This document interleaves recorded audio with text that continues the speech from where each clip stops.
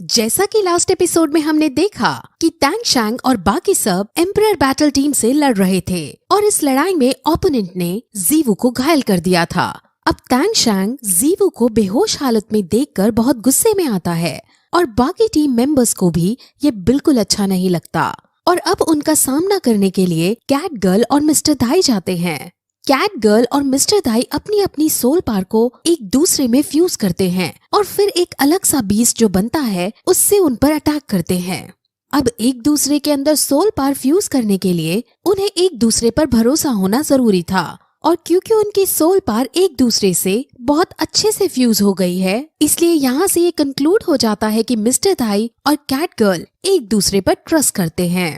अब फिर उनका ये अटैक बहुत डैमेज देने वाला था, लेकिन अब भी ओपोनेंट टीम का वो लोग कुछ नहीं बिगाड़ पाते और कैट गर्ल खुद इसमें कमजोर हो जाती है।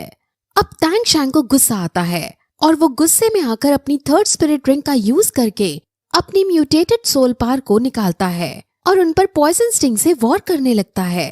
टैंग शैंग इतना ज्यादा एग्रेसिव हो चुका था कि वो बिना कुछ देखे उन पर अटैक करता है और इनमें सब उसके जहर से अफेक्ट हो जाते हैं और अब टैंग शैंग के खिलाफ कोई नहीं खड़ा था, इसलिए टैंग शैंग की टीम जीत जाती है। अब टैंग शैंग को उसके टीचर की बात याद आती है कि उसे किसी की जान नहीं लेनी है, इसलिए वो एक एक करके सबका पॉइजन निकालने के लिए रेडी हो जाता है। लेकिन ओपोनेंट टीम में जो वॉरियर है जिसके पास हीलिंग पावर है, उसे वो जीवू को ठीक करने को कहता है, जिस पर जब जीवू को वो अपनी हीलिंग सोल पावर से ठीक कर देता है तब टैंग शैंग भी सबका पॉइजन निकाल देता है और फिर वो जीत का हार पहनकर वहाँ से चले जाते हैं। अब हारी हुई टीम अपने रूम में आकर बैठी है और सब उदास हो रहे होते हैं, लेकिन इस टीम का कैप्टन यानी लीडर उन्हें धीरज देता है और फेलियर से सीखने के लिए मोटिवेट करता है। वहीं दूसरी टीम श्रेक स्कूल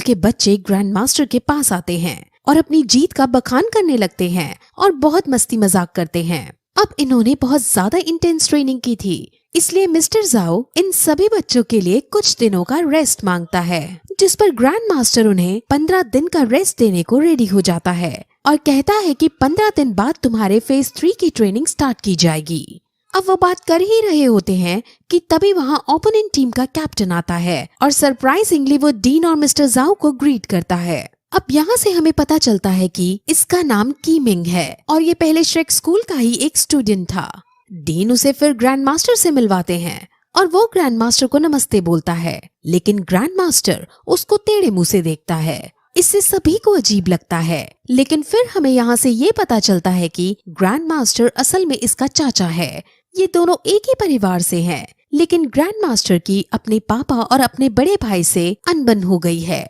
और ग्रैंड मास्टर सारे रिश्ते नाते तोड़कर उनसे दूर भाग आया है। अब फिर कीमिंग अपने जूनियर से मिलता है, लेकिन वहाँ उसे पता चलता है कि ये श्रेक स्कूल का लास्ट बैच है, क्योंकि श्रेक स्कूल की फाइनेंशियल दिक्कत अभी भी खत्म नहीं हुई है। सब बहुत ज्यादा दुखी होते हैं क्योंकि श्रेक स्कूल है ही इतना अच्छा कि लोग इसे अपना मानने लगते हैं, लेकिन उनका अपना अब ये स्कूल बंद होने वाला है।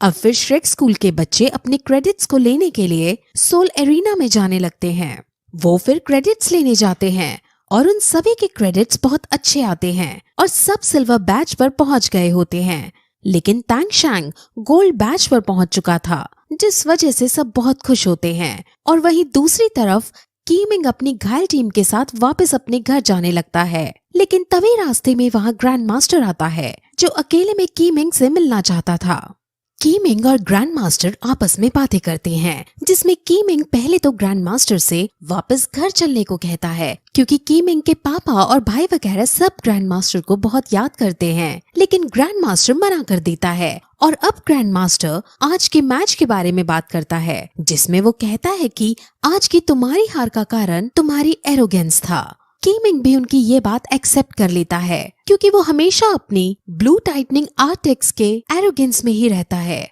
जिस वजह से आज का मैच वो हार गया। वो आगे से इस मिस्टेक को दोबारा ना करने को कहता है, जिस पर अब वो ग्रैंड मास्टर का शिष्य बनने का पूछता है, जिस पर ग्रैंड मास्टर उसे मना कर देते हैं, क्योंकि वो सिर्फ श्रेक स्कूल में पढ़ाता है और वो उसे कहता है कि कभी तुम्हें अपनी कैपेबिलिटीज का स्तर नापना हो तो तुम टैंग शैंग से लड़कर देख लेना। जिस दिन तुम उसे हरा दोगे उस दिन तुम ग्रेट सोल लैंड मास्टर बन जाओगे। अब ये सुनकर कीमिंग को अच्छा नहीं लगता, क्योंकि उसके अकॉर्डिंग अगर तांग शैंग और उसके बीच 1-to-1 फाइट हो तो वो खुद जीत जाएगा। लेकिन ग्रैंड मास्टर उसे कहता है कि तुम तांग शैंग को नहीं हरा पाओगे और ये तुम्हें आगे आने वाले दिनों में खुद पता चल जाएगा।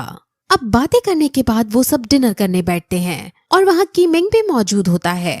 वो सब कीमिंग से बातें करने लगते हैं और उसका लेवल पूछते हैं, जिस पर जब वो अपना लेवल 62 बताता है तो सब बहुत ज्यादा शॉक होते हैं। कीमिंग उन सभी की एबिलिटीज को देखकर बहुत खुश होता है। कीमिंग हेवेनडो इंपीरियल एकेडमी के अंदर एक टीचर है और वो अब उन सभी जूनियर्स को अपने स्कूल में पढ़ने के लिए इनवाइट करता है। अब जैसे ही डीन ये सुनता है तो वो गुस्सा हो जाता है और कहता है कि तुम्हें क्या लगता है कि हम श्रेक स्कूल में इन्हें अच्छी एजुकेशन नहीं दे रहे हैं। जिस पर अब ग्रैंड मास्टर वहाँ का माहौल ठीक करते हुए कहता है कि इन्हें अब कीमिंग के साथ हेवेनडो इंपीरियल एकेडमी के अंदर ही जाना चाहिए, क्योंकि 1 साल बाद जो कॉन्टिनेंट इलाइट टूर्नामेंट है उसमें भाग लेने के लिए सिर्फ रजिस्टर्ड स्कूल से ग्रेजुएट होना चाहिए। लेकिन हमारा श्रेक स्कूल रजिस्टर्ड स्कूल नहीं है, जिस वजह से अगर ये बच्चे यहाँ ग्रेजुएट हुए तो ये टूर्नामेंट में भाग नहीं ले पाएंगे। डीन अभी भी इस बात को स्वीकार नहीं कर पा रहा था, क्योंकि वैसे भी ये लास्ट बैच है और ये लास्ट बैच बीच में ही श्रेक स्कूल छोड़कर जा रहा है।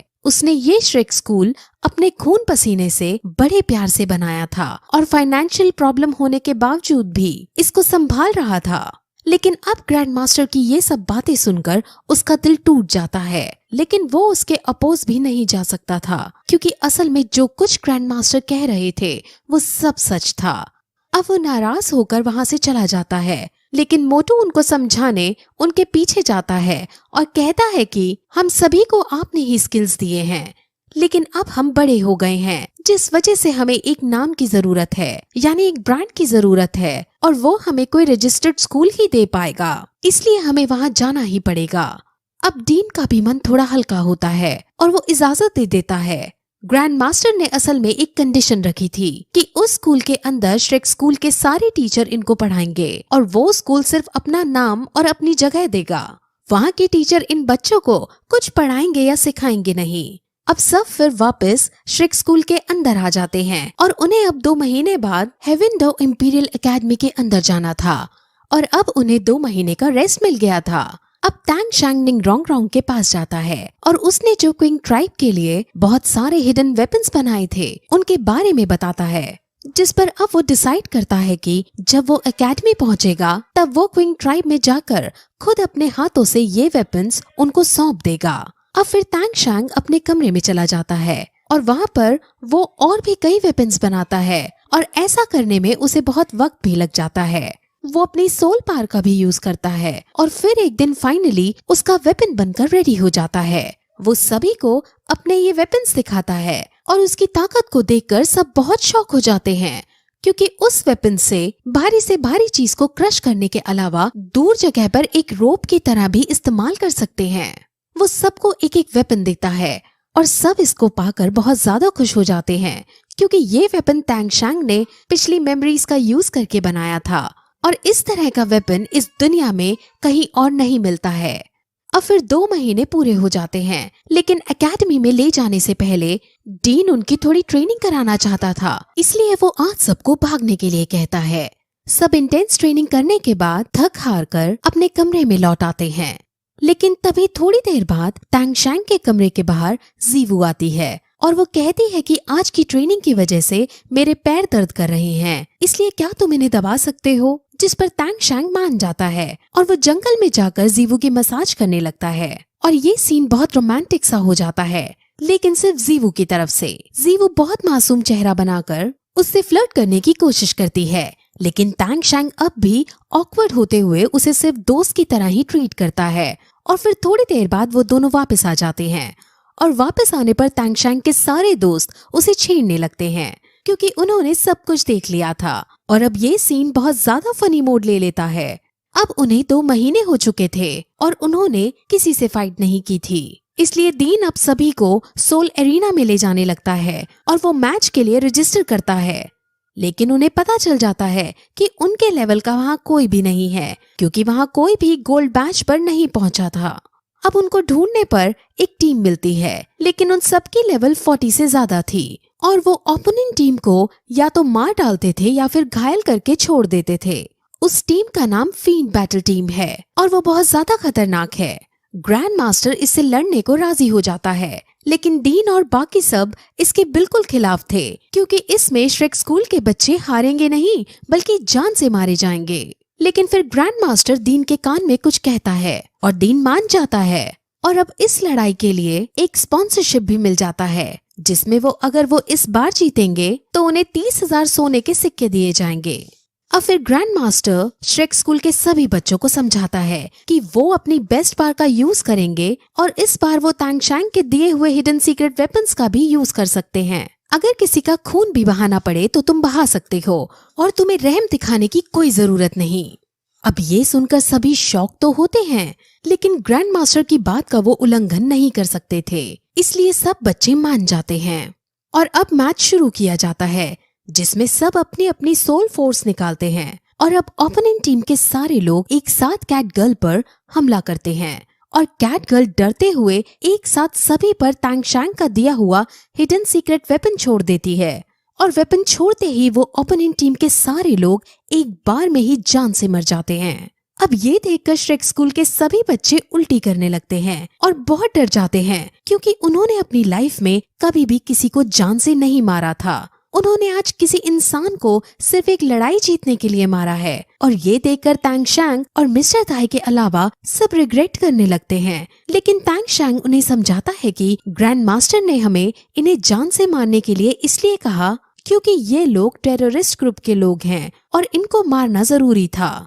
ग्रैंड मास्टर असल में उन्हें ट्रेन करना चाह रहा था, क्योंकि उन सबको लड़ना तो अच्छे से आ गया था, लेकिन अगर कोई बुरा आदमी उनके सामने आया और उसकी जान लेनी पड़ी तो ये श्रेक स्कूल के बच्चे हिचकिचाए ना। वो उनको युद्ध के लिए तैयार कर रहा था। अब सब बच्चे समझ जाते हैं और नॉर्मल होने की कोशिश करते हैं। अब हालांकि डीन को भी थोड़ा दुख होता है, लेकिन ग्रैंड मास्टर का ये डिसीजन एकदम सही था, इसलिए वो दुख छोड़कर ये डिसाइड करते हैं कि जितने भी पैसे हमें मिलेंगे उनमें से 90% हम इन मरे हुए लोगों के परिवार को दे देंगे। अब सभी श्रेक स्कूल के बच्चे रूम में आ जाते हैं और आज की बात की वजह से उनमें से किसी को नींद भी नहीं आ रही थी, लेकिन उनको ये कभी ना कभी तो करना ही था, इसलिए वो खुद को संभालते हैं और इसी तरह ये एपिसोड खत्म हो जाता है।